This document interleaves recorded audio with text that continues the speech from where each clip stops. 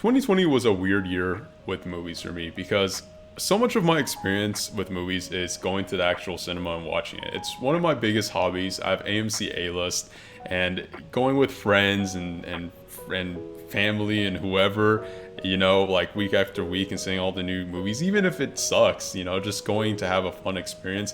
That was the way I, embraced the movies the most. And in 2020, I only got to do that for the first 2 months of the year, which really kind of put a twist on my love for film. That being said, a lot of streaming platforms have amazing films, and a lot of things went direct to video, but also a lot of big things were postponed, which definitely sucked, but it got me to watch a few things I don't think I would have actually paid much attention to otherwise. And yeah, I'm making this in February 2021. I'm running late, but I guess I'm beating the Oscars, so at least that's something. So without further ado, let's go into my top 9 films of 2020. At number 9, we have the Hulu film Palm Springs. Now, this is a movie which is basically a Groundhog Day movie, but instead of learning to be a better person, it's more about learning to love yourself and to truly care for another person, which, to be honest, is a really good kind of twist on the genre where it feels familiar enough but has enough interesting themes to keep it itself and make it fresh.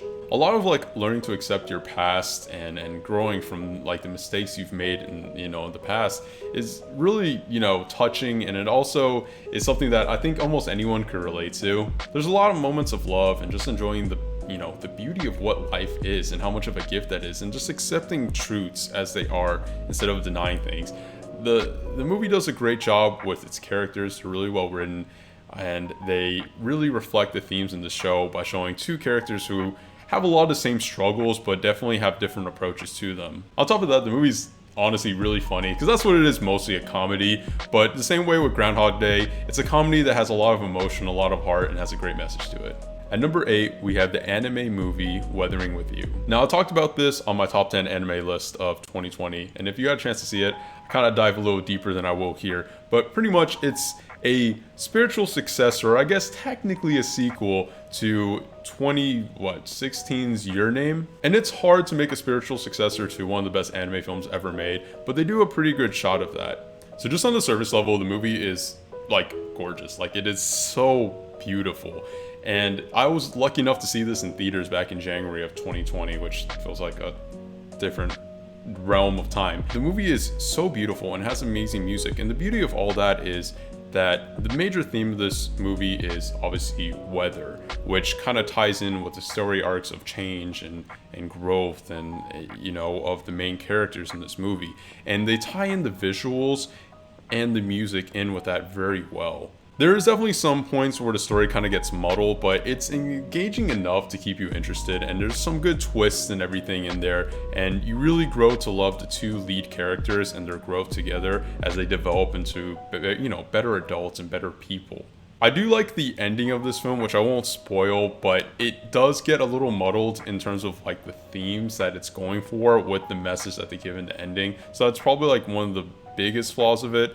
But overall, the thing is, the movie is just such an interesting piece of work visually and narratively, and it melds a lot of different elements together that don't make it as good as Your Name, honestly, not even too close to Your Name, but still makes it a really enjoyable film to watch. At number 7, we have The Five Bloods, the Netflix movie directed by Spike Lee. This is a really well shot and acted character kind of piece of a group of veteran Vietnam War veterans who are going back to visit, who kind of get to see which shows a lot of the lasting effects of war, and that's the main theme of this. It's obviously one of those movies that's very anti-war, but what it does interestingly, instead of just showing the issues of war when it's happening and the casualties and the wrongings of it, even though there's a lot of flashbacks into the actual Vietnam period, it takes place as veterans who are visiting Vietnam again for the first time in 30 years. And it shows how, war can mess with your mind just so many years later. All the characters tend to have some kind of PTSD, but the thing is, that comes in many different shades. I mean, some of them are just very aggressive and crazy. Some of them are just emotionally, distraught. Some of them have other issues and can't form relationships very well. And some just are able to accept what happened, but also are not able to, live like a normal life in other ways. What they do so well is the core cast has a really great bond, and you could really see them as people who bonded through the horrible experience of being in a war together. On top of that, this movie's really well shot, and it's a really beautiful like piece of work with the cinematography and like some really good music to kind of emphasize a lot of what's going on and build up some of the tension. I will knock it down a little bit though, because there's a lot of times where it gets kind of corny in a weird way for like the subject matter, but I think they try to attempt some humor that just doesn't come off very well, or some like deeper moments that just come off kind of like ham-fisted. A lot of like the character actions feel hokey at times, or some of the ways that events transpire. But with that being said, and even though it's a little overlong at 2.5 hours for what this kind of movie is, it's still a really interesting character piece on a group of Vietnam veterans, and it takes a good stab at tackling PTSD as a theme.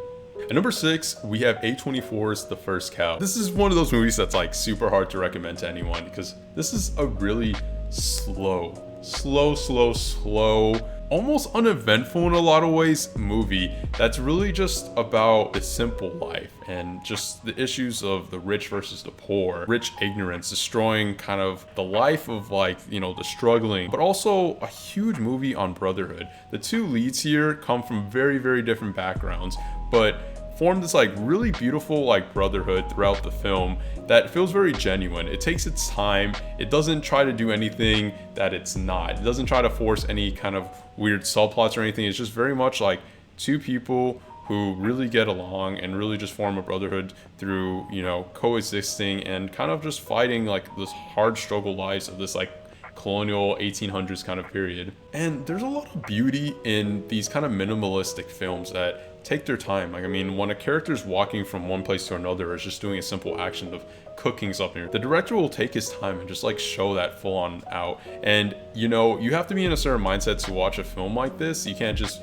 be wanting something like super exciting and like things happening every second. But when you sit down and just like take your time and watch a film like this, it's a very moving experience. They have a really like powerful ending, and it's just a beautiful film that really just hits on a lot of the points and just kind of the simplicity of life beforehand, and has a great attention to detail of a lot of this time period.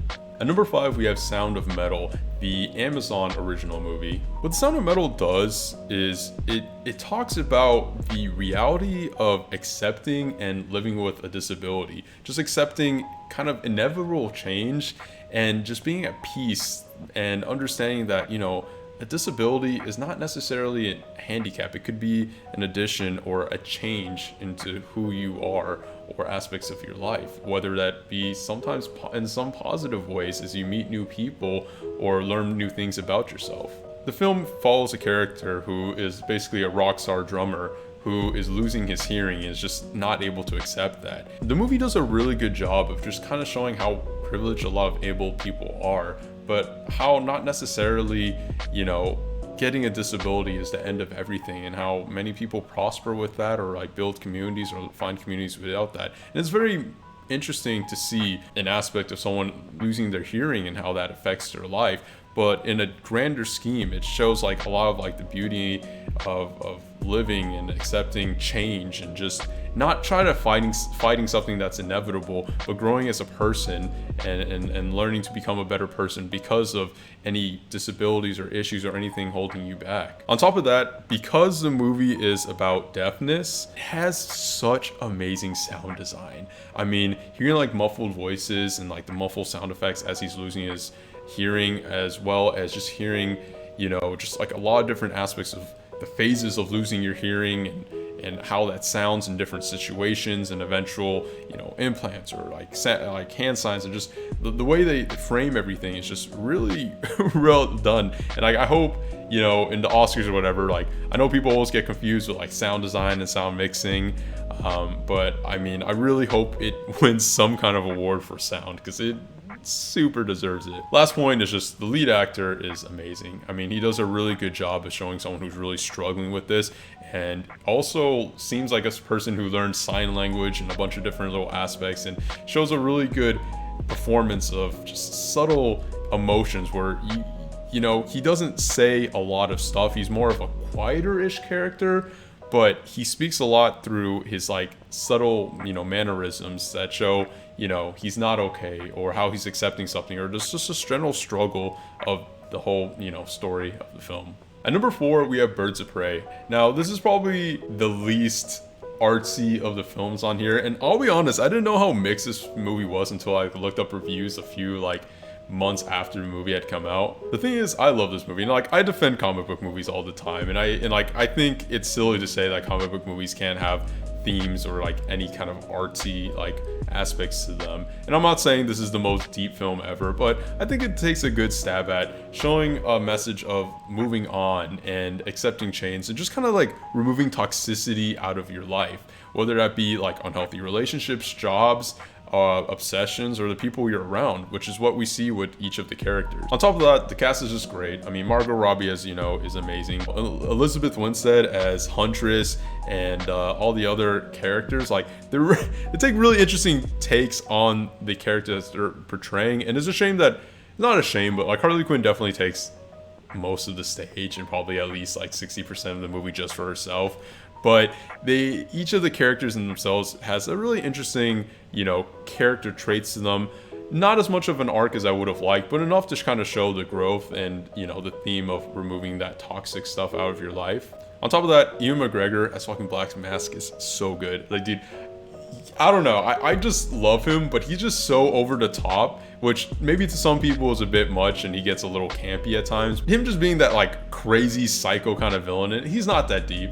I mean, I don't know. You might be able to pull some kind of message out of him as a character, but him just being an over the top kind of villain works perfectly for this movie. And honestly, I think he killed it. It's a shame, not to spoil anything, that we probably won't see him much more in this universe, but I think he did a great job in this film. Just stylistically though, the action choreography is so good in this film. They took one of the John Wick action directors and just made the action some of the best I've seen in a comic book movie in a long time. And then on top of that, they mixed it with a lot of stylized music that really fits the tone. It's just a lot of fun to watch. There's a good mix of moments where character growth, and then some good action, some good just funny moments, and then some good moments of drama. I don't know. I just found it a really fun movie that has a decent message, has some good characters, and it's just overall a great time. At number 3, we have another Netflix original movie, The Trial of Chicago 7. This is an eye-opening movie that's about the trial of the 7 key leaders of the 1968 DNC anti-Vietnam protest. And it's scary how relevant that the police and government corruption, the injustices in the judicial system, the propaganda, the media biases, the discrimination, how relevant that is to today. I didn't know much about this event, and I know, general stuff about how there's a lot of protests and anti, Vietnam War sentiments, especially in the college kind of age. Knowing vaguely about this time period, it's pretty insane that over 50 years later, this feels like it's something that could be happening today. But I am making this sound a lot more dark and dreary than it actually is. What really shines about this movie is the colorful casts, the amazing performances, and just really super witty dialogue. I think the guy who wrote Social Network wrote the script for this, and you can definitely see that shine here. The courtroom banter is really good, and it's mixed into the serious and overall deep messages of the subject matter of the movie, but it keeps it interesting and kind of a good mix of what they're saying versus what's actually happening, but also still having the impact that's intended. There are a few moments that are kind of corny, and some moments where you can tell it's very Hollywoodified and probably not what actually happened there. And I know there's been some controversy of the movie kind of movifying a lot of the scenes that actually happened, which I get the issue of distorting history to a sense. Even though this is not a documentary, it's still a movie. I can appreciate that what it was going for, and honestly I still think, regardless of all that, the message is really clear, and it still is a very important and impactful film.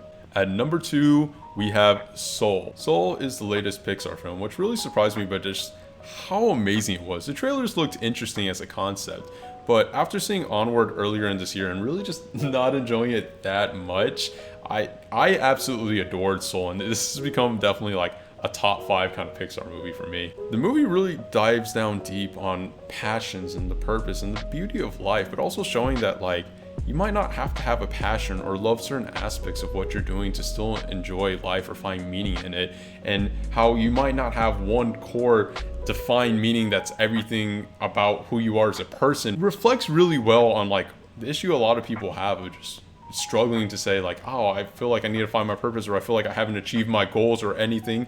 And it really is such a moving and heartwarming film, because it really makes you feel at ease and makes you appreciate a lot of things in life and just the simple things that there are. And it does all this with a really great lead character who's funny and emotional but entertaining in a lot of ways, and really is a reflective look for a lot of people as a character, as he's a middle-aged man who loves music and just hasn't really gotten his break to do that as his love of life and his passion, and it's just as his like main thing, even though he's also pushing out a few other things that he probably didn't see were as important to, you know, as important for him to be a happy person. On top of that, dude, the visuals are amazing. Like, Pixar obviously is always amazing, but like this is one of those movies that tackles like human beings, and oh my god, yo, like humans, the animations and everything are phenomenal, but the city, like he's living in New York City and is running around, and like, yo, like real talk, like if you just take screenshots from just the city scenes of the cars and the blocks and neighborhoods and you just threw it up on in between a bunch of pictures of the real city, like honestly it'd be hard at times not to like think that's real. It's just what they can do with the attention to detail, the lighting and everything is just it's insane. It's just pushing animation to like an insane level. The only thing I'll say is that there's a character 22 who's is the second lead, I guess, or the secondary main character in the story, who I get the arc that they have of being kind of like a, you know, person who doesn't enjoy anything, and just kind of like hates everything because and doesn't see purpose, and just kind of like that sarcastic asshole who finds purpose in the beauty of living and everything. But I get it as a character arc. I just think it was a pretty weak character, and I think the film, even though it's a big portion of the story, could have rewritten itself without that and just stick to that amazing lead that we got. But overall, like, I was shocked by how much I liked this and like how moving it was, and like I said, probably easily one of the best Pixar movies just ever made.